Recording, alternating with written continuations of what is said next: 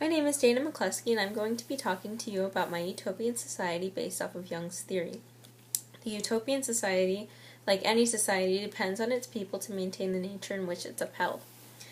Jung talks about focusing on differences to become whole, better understanding the self to better understand others, his psychotypes, which are based on the way people see and interact with the world, as well as his collective unconscious.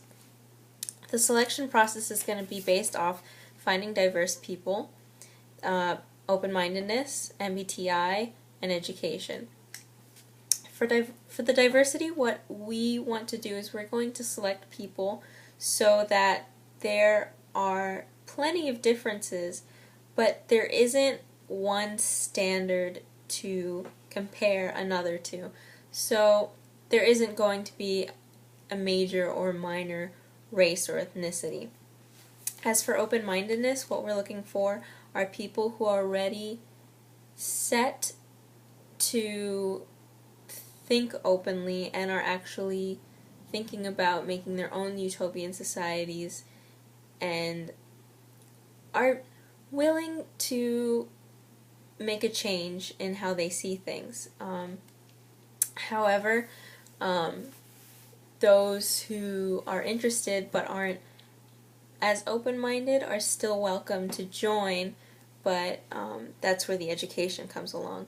We are going to be testing all of the members who want to join through the MBTI, the Myers-Briggs psychotype scale. We're going to use this so we can understand how to educate them, but we're also going to use it so they can better understand themselves, like Jung has theorized, to better understand others.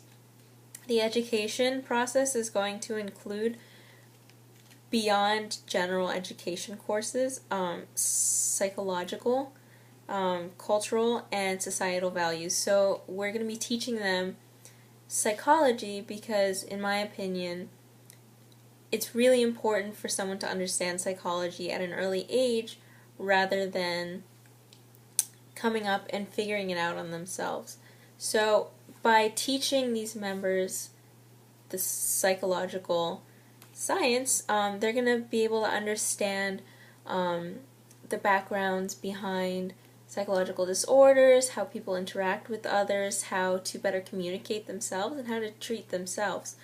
As for culture, they're going to understand that their culture is not the only culture for those members who grew up in an ethnocentric point of view, and then we're also going just to be teaching them the values that the utopian society will be based off of. This utopian culture is going to be a collectivist culture.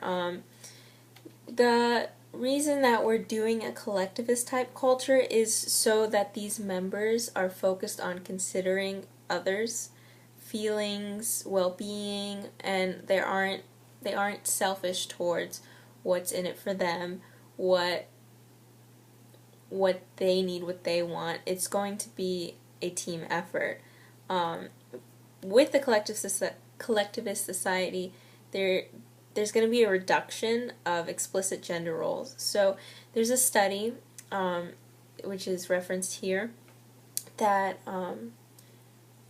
in between collectivist and individualistic cultures, there's a huge difference between how gender roles are set. So by bringing these people into a collectivist society, there isn't going to be that major female-male differentiation where one is higher than the other. And another reason we're having a collectivist society is so that they can be able to rely on others, and it isn't as stressful as it would be in an individualistic culture where one feels that they need to do things all on their own.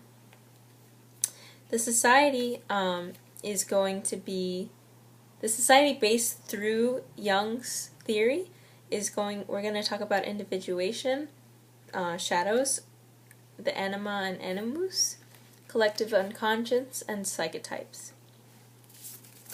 For individuation, it's defined in the book as the process of becoming a fully developed person with all psychic functions developed.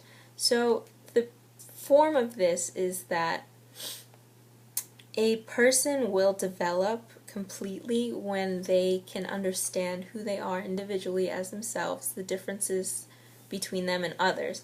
And when they understand that, they're going to be able to connect with others better. In Shadows, the book defines it as the unconscious complement to a person's conscious identity, often experienced or as dangerous or evil. What we're going to do in this society is, based off of Jung's advice, is that we're going to face our shadows. So rather than keeping them as shadows, we're going to face them in order to develop fully, but also to take away that social stigma of certain attributes of others.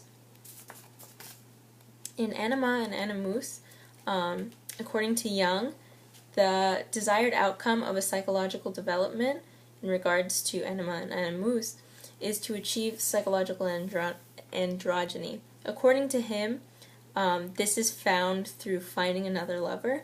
However, through this utopian society, they're going to be encouraged to find it within themselves.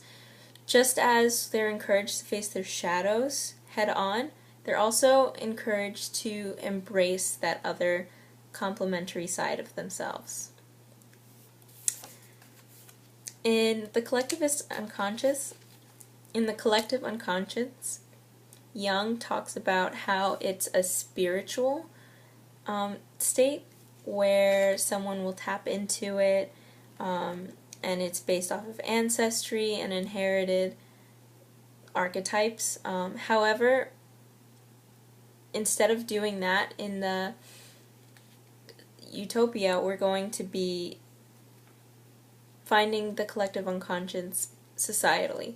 So rather than tapping into a spiritual state of mind, just being open and sharing themselves with others, these members will be able to tap into the collective unconscious together through communication.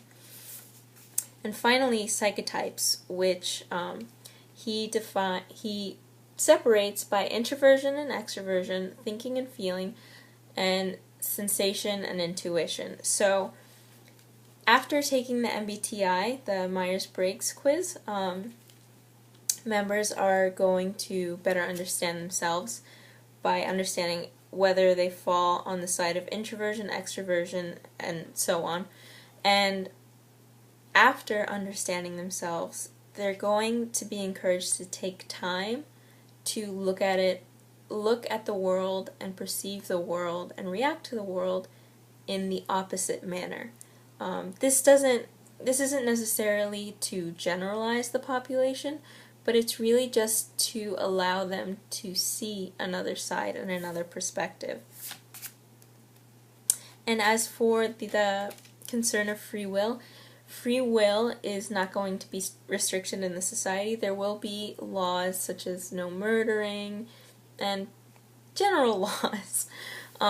But rather than forcing life decisions on members, they will be educated and encouraged to think collectively. So what we're hoping to do with this society is, rather than telling them what to do and what needs to be done, it's just going to be encouraged, and it's like these members will understand that what the society values is usually the best idea.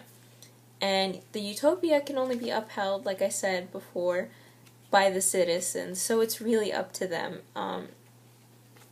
If they continue in these values, they're going to thrive in that. If they don't, then the society collapses. These are my references. I used the textbook as well as a study. Thank you for your time.